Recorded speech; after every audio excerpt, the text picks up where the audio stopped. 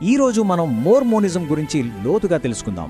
దీన్నే the Church of Jesus Christ of Latter Day Saints అని కూడా పిలుస్తారు.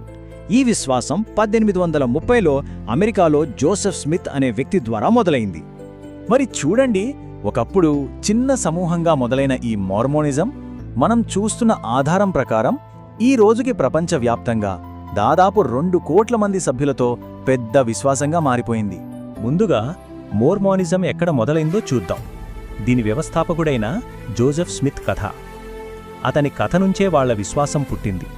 మోర్మన్ల సంప్రదాయం ప్రకారం జోసెఫ్ స్మిత్ జీవితంలో కొన్ని కీలకమైన సంఘటనలు జరిగాయి. 1805లో వర్మాంట్లో పుట్టిన స్మిత్ 1820లో దేవుడు తనకు ప్రత్యక్షమయ్యాడని చెప్పుకున్నాడు. ఆ తర్వాత 1823లో మొరోనై అనే దేవదూత కనిపించాడని, చివరికి 1830లో మోర్మన్ గ్రంథాన్ని ప్రచురించాడని చెప్తారు. స్మిత్ ఏం చెప్పాడంటే, మొరనై అనే దేవదూత అతనికి కనిపించాట. ఈ మొరనై 4వ శతాబ్దంలో చనిపోయిన మోర్మన్ అనే వ్యక్తి కొడుకట. పునరుత్థానం చెంది వచ్చాడట. నా ముందు గాలిలో ఒక దేవదూత నిలబడ్డాడు. అమెరికా ఖండ పూర్వ నివాసుల గురించి బంగారు పలకలపై రాసిన ఒక గ్రంథం ఉంది అని ఆ దూత చెప్పాడని స్మిత్ వివరించాడు. అంతేకాదు, ఆ దేవదూత తనకు ఆ బంగారు పలకలు ఇచ్చి వాటిని అనువదించి మోర్మన్ గ్రంథంగా ప్రచురించామని చెప్పాడని కూడా స్మిత్ అన్నాడు. ఆ తరువాత న్యూయార్క్లో ఆ పలకలు దొరికాయని, అనువాదం అయిపోయాక మళ్లీ ఆ దూతకే ఇచ్చేశానని చెప్పాడు. 4వ శతాబ్దంలో చనిపోయిన మొరోనై పునరుత్థానం చెంది కనిపించాడన్నది స్మిత్ మాట. కాని మన ఆధారం బైబిల్లోని 1 కొరింథీయులు 15:20ను ఉటంకిస్తూ పునరుత్థానానికి ప్రథమ ఫలము క్రీస్తు మాత్రమే అని, మిగిలిన వారంతా ఆయన తిరిగి వచ్చినప్పుడు మాత్రమే పునరుత్థానం చెందుతారని వాదిస్తోంది.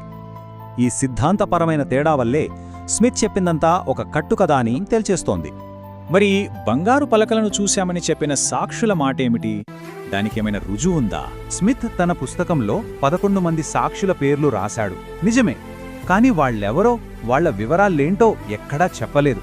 అంతేకాదు, ఆ 11 మందిలో ఒక్కరు కూడా బయటికొచ్చి అవును మేము చూశాం అని స్వతంత్రంగా సాక్ష్యం చెప్పిన దాఖలాలు లేవని, అందుకే ఇది కూడా కల్పితమేనంటోంది. ఇప్పుడు జోసెఫ్ స్మిత్ జీవితంలో చివరి దశకు వద్దాం. అతని జీవితం అధికారం, వివాదాలతో నిండిపోయింది.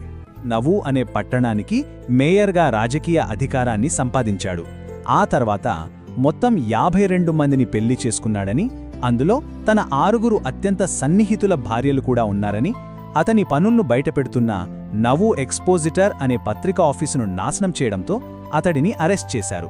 చివరికి జూన్ 27, 1844న జైల్లో ఉండగా ఒక అల్లరి మూక దాడి చేసి అతడిని చంపేసింది.